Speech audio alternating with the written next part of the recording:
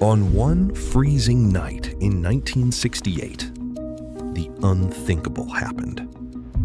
An American bomber carrying 4 hydrogen bombs caught fire high above the Arctic. Minutes later, it crashed into the frozen sea near Greenland.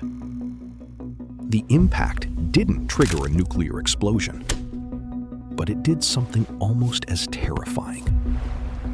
The crash ripped apart the bombs, scattering radioactive plutonium across miles of Arctic ice. Within hours, soldiers, scientists, and governments were racing against time. Not to fight an enemy, but to clean up one of the worst nuclear accidents in American history before the ice melted and the evidence disappeared beneath the Arctic Ocean. For decades, questions lingered. How close did the world come to catastrophe? What really happened during the cleanup? And why does this forgotten Cold War disaster still matter today? At the height of the Cold War, the United States lived with a frightening reality. Nuclear war wasn't just a possibility, it was something military planners prepared for every single day.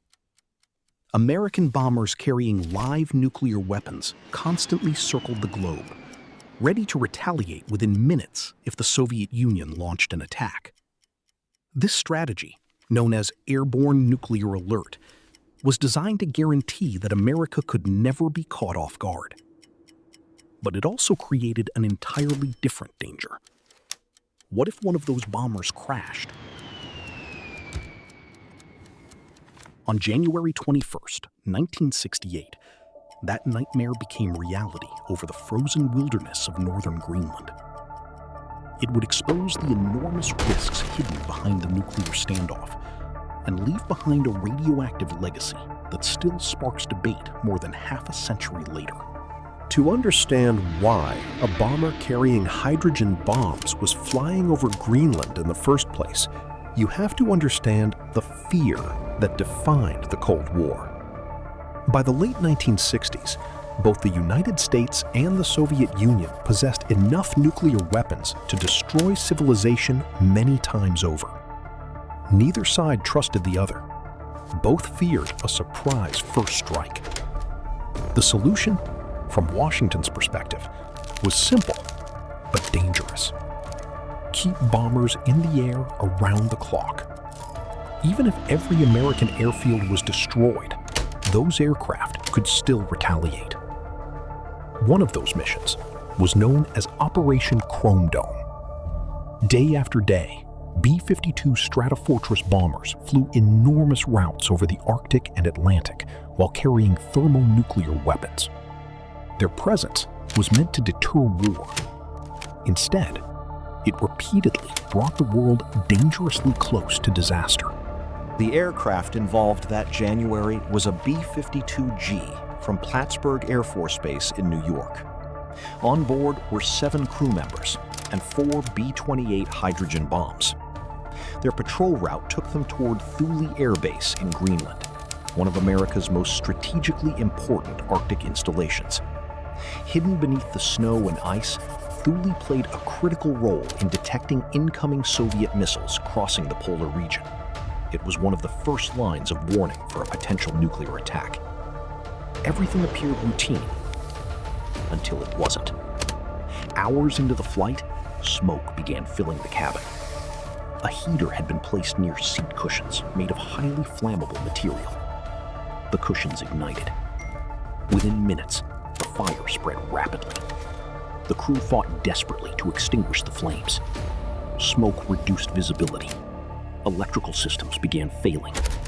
The temperature inside the aircraft became unbearable. As the bomber approached Thule, the pilots realized they were running out of options. Landing safely was becoming impossible. The commander ordered the crew to abandon the aircraft. 6 men successfully ejected into the Arctic darkness. 1 escaped through a lower hatch without an ejection seat. The unmanned bomber continued flying for a short time before slamming into the sea ice roughly 7 miles from the base. The impact was catastrophic. Thousands of gallons of jet fuel exploded.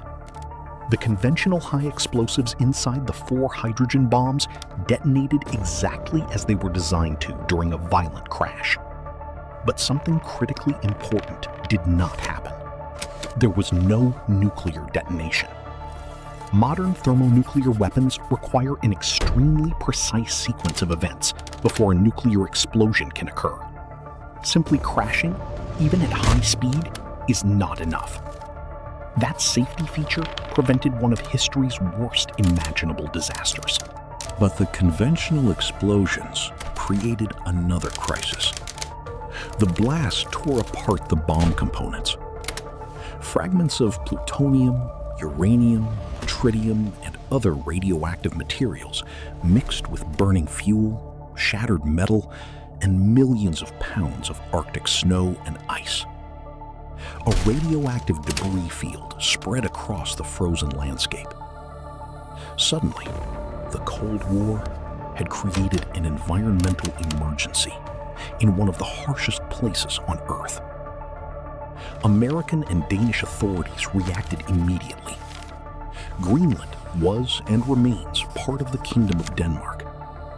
Although Denmark officially prohibited nuclear weapons on its territory during peacetime, American strategic operations in Greenland had long existed in a politically sensitive gray area.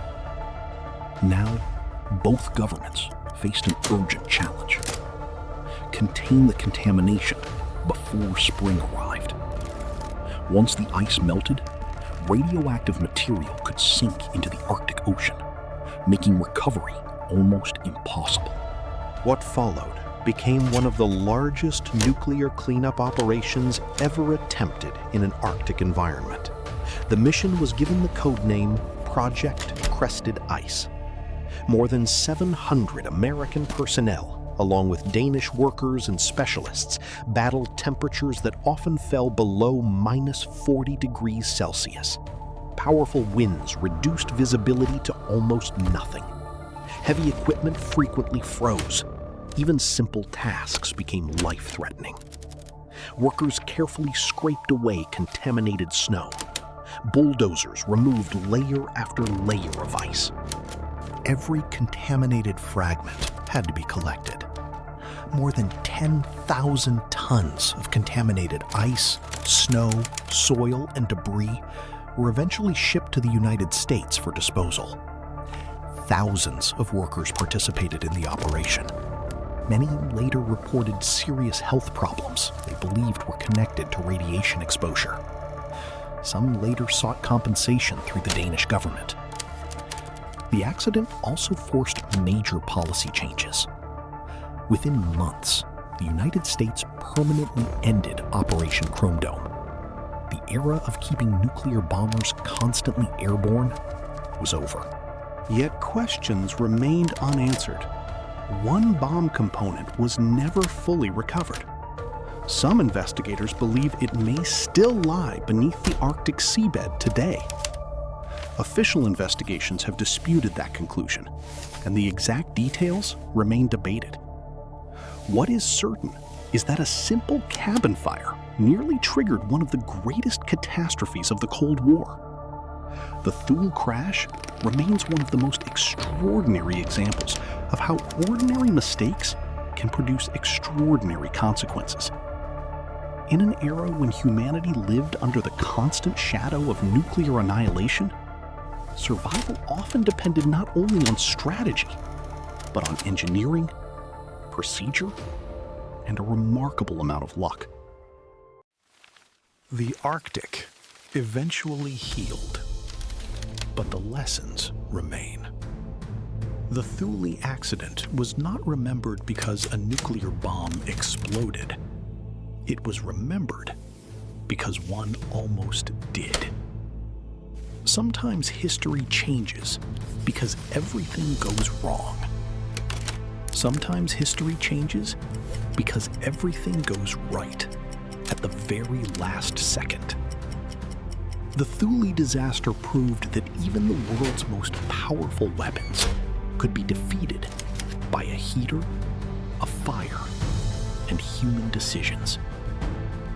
And for a few terrifying hours over the frozen Arctic, the fate of millions quietly depended on whether a series of safety systems would continue doing exactly what they had been designed to do.